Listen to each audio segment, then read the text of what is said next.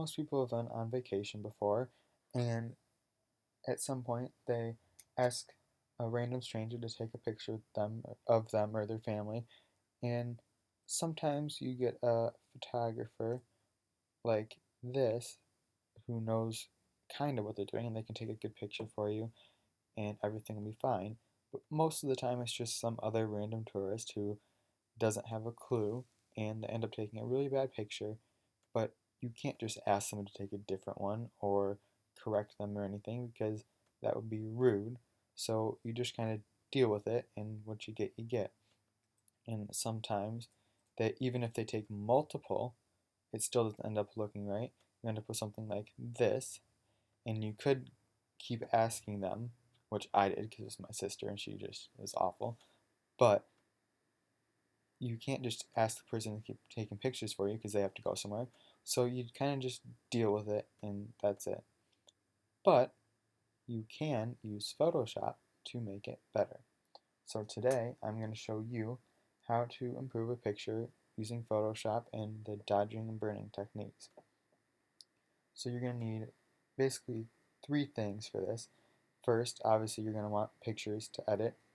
Second is a computer to edit them on. And then third, a mouse is very helpful in uh, using the brushes and stuff in Photoshop. So that's highly recommended. The pictures, the raw file, the .cr2, those are the best because they're like the camera file that gives the most information, so it makes it a lot easier to edit. What you're going to do is you're just going to click and drag your picture down to Photoshop,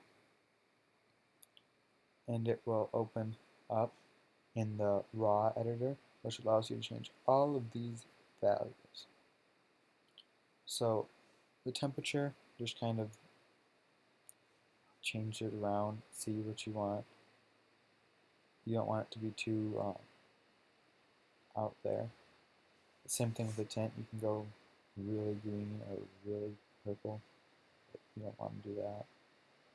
Usually what it has on there is about right. Then exposure is just overall how dark or light the picture is. So if you expose it a lot, you get that. And if you expose it a little, you get that. It's not somewhere in between. I think I want to make this one a little darker and see things better. Same with the contrast. It dulls things out or makes them stand out from each other. We don't want it to stand out too much. Now, highlights, it changes the area of the picture so that the lighter areas are lighter or darker. We're not going to make it too dark, so we can change things later. The shadows are basically the same thing, but just opposite. And the white, that's nearly the same thing, but it goes for more of the entire picture. Black's the same thing. It's exactly lighting. And then clarity, what this does is it actually draws little black circles around all of the pixels to make it look clear. If you go really clear, it gets almost grainy and just doesn't look good. And if you go way out here, it just looks awful. So we're going to go probably a little more clear. And then vibrance is just how bright things are. So you can have really bright and lots of color, really dull and almost gray. If you want some gray is good. Saturation is almost the same thing, it's just how much color is in there. Or they get really bright or really bright again. Okay, and then once you get everything up here how you want it, you can go down and open the image, and it'll bring it into the actual Photoshop area, which is, if you have elements, you want to have the expert tab so that you can do this best. First thing you're going to do is just zoom in, and whenever you need to zoom out, just keep this tool and hold down the Alt or the Option key, and just click again. So you want to make this a little darker, not quite as light. So we're going to go over here under this sponge, and then down here in the left corner, want the burn tool.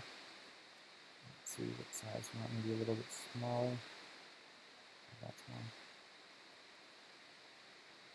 selection, and then exposure is how much it changes it. And what it does is it actually makes things darker. And on an area like this where it's almost too bright, you can't see anything, it brings out the detail.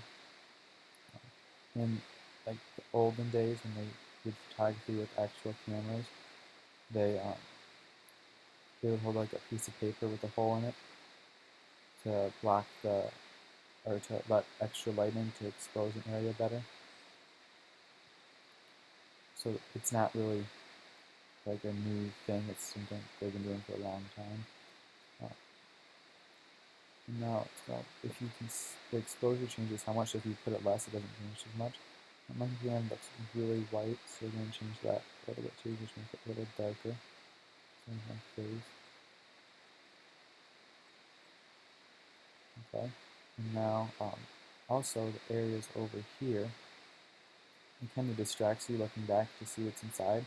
So we're going to make that darker, but without getting it on me.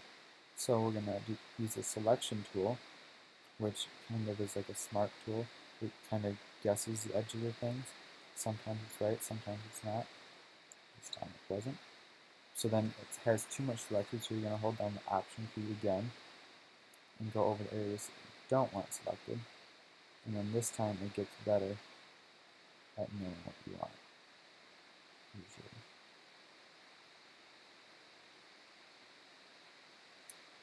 Okay, and then this got unselected again, so you want to select it again.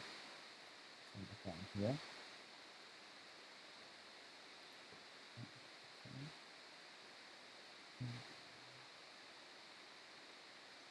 And now we're going to go back to the burn tool over here, which is already selected. And we're just going to go back here.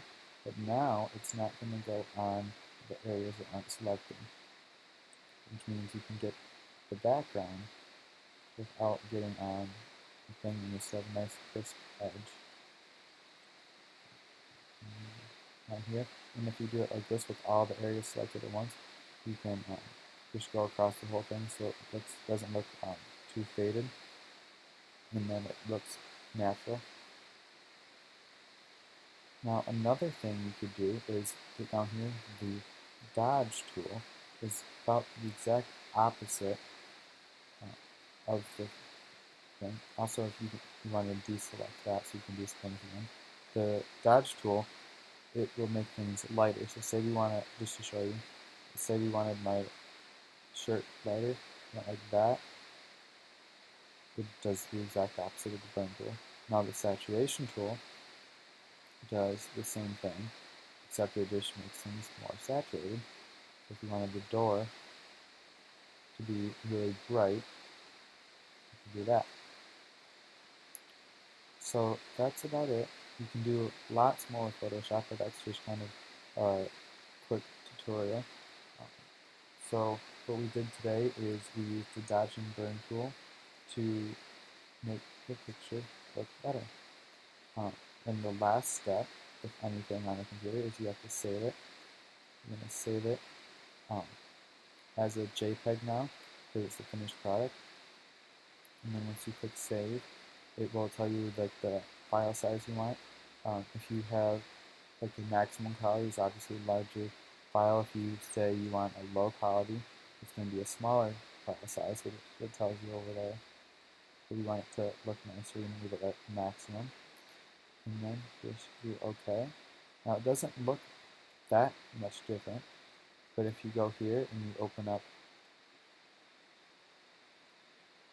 the old one, and then you go over here and open up the new one, you can see it's obviously an improvement, and it's definitely something you would want to keep better than this. So this, in total, is how you fix a bad picture that your sister takes on vacation.